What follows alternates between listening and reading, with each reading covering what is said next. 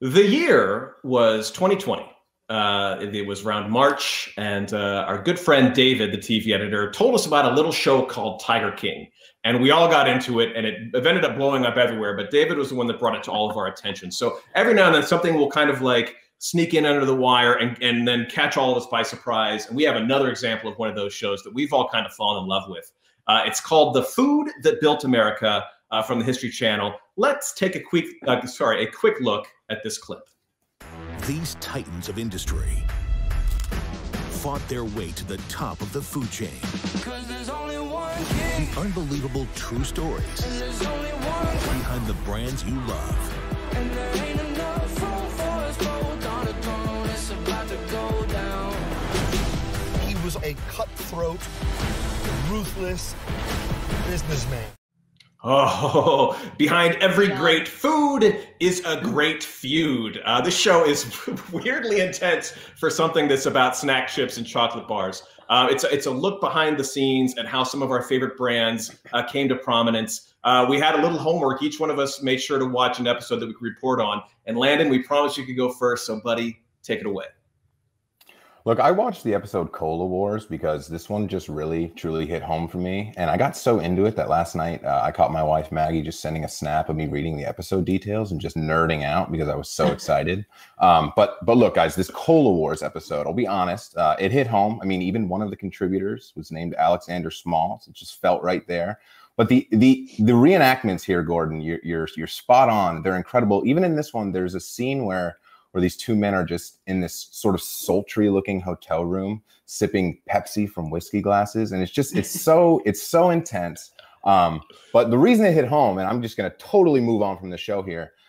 We are a Coca-Cola family in our home. My grandfather was an executive at Coca-Cola a really long time ago, to the point where we're not allowed to have Pepsi products in the house. My dad is a huge Mountain Dew fan. And when my grandmother would come to visit, we would hide all of the remnants of the Mountain Dew just so there wasn't like a massive family war. And honestly, Adam Richman is on this show. And that guy got into basically a world where he got to go on TV and eat everything he wanted and become famous for it. So look, I follow everything Adam Richman was. 10 out of 10 stars. This show is unbelievable. You should all watch it. All right, Audrey, what do you got for us? I just want to say that Landon mentioned the reenactments, and I said this to you guys before, but I'm going to say it again here for the people. The reenactments in the show are like those on Drunk History, but without drinks. Like they're so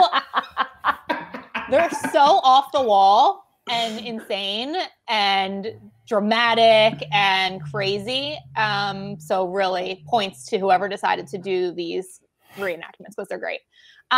I was assigned to watch the episode on American cheese. And I also watched a bonus episode about ice cream because I enjoyed the first one so much that I wanted to see what else I was missing. The American cheese one is really, really interesting. It was about Kraft, and Pabst Blue Ribbon is actually involved in it because they got involved with when Prohibition happened and they weren't making beer anymore. They used all of their equipment and technology to help make American cheese, which is actually interesting. But in the ice cream episode, they talk about how popsicles were created, which like blew my mind. They show the reenactment of this like little kid sitting on his porch. You saw it in the winter in like Chicago.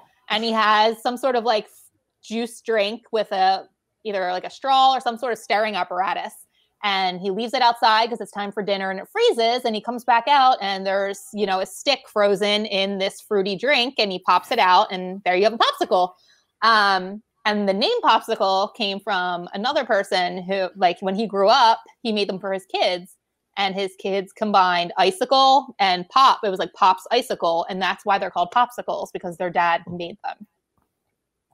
Audrey, I have to jump in here. Are we deciding that it's not American cheese anymore? It's PBR cheese? Is that what did you just bring that to the table? Sure, we can. Cheese. Yeah. I'm just saying. Right. Rose, what was that? What was your assignment? What was your homework? Well, first, I just want to say, so I love fun facts. I love these interesting tidbits. And this show, that's all this is. It is filled to the brim with all these amazing, fun, interesting facts about things from condiments to cereal to desserts to everything in between that I feel we take for granted on how they came to be. It's like a fun fact-filled show, and I absolutely love it. I was assigned Milton Hershey, and here's a fun fact that I got from the show. He invested $20,000 at the time, which in today's standards would be $500,000, on a product that was virtually unknown in the United States of America. Can you imagine the US without chocolate? Can you imagine a world without the main ingredient in s'mores?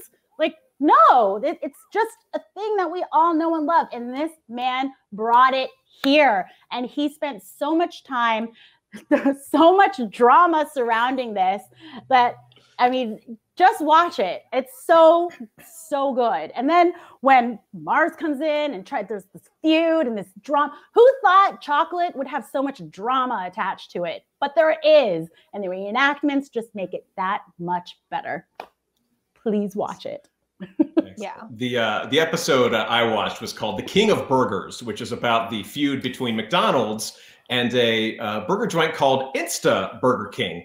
And the reason I picked this one is I'm a huge fan. There's a movie came out recently called The Founder, starring Michael Keaton. It's available on Netflix, which is about Ray Kroc and how he built the McDonald's empire from learning about the quickie food creation process from the McDonald's brothers, buying away McDonald's from them. A really fascinating piece, and Michael Keaton does a fantastic job in it. But I wanted to learn more about that, and it was amazing. Just the battle between, Burger King was the first place to name a burger the Whopper, and they were the first one to have advertising on TV. And McDonald's countered with the filet of fish, and you can't put cheese on a fish sandwich in this country, and the whole drama that follows that. My favorite line was Burger King being like, "You want to beat McDonald's? You gotta think like them."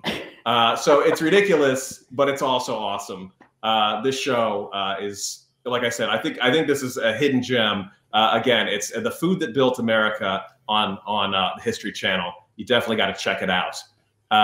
Any other thoughts on this before we move on? Just watch it. That's it. Anybody want to reenact when Frito met Lay and came together and started their empire? Blew my mind. That's the favorite part. It's all like the last names. It's like Philip Hershey and David Mars didn't get along. It's always some kind of weird feud. So good. It's just that good. 4 out of 4 editors agree on this show.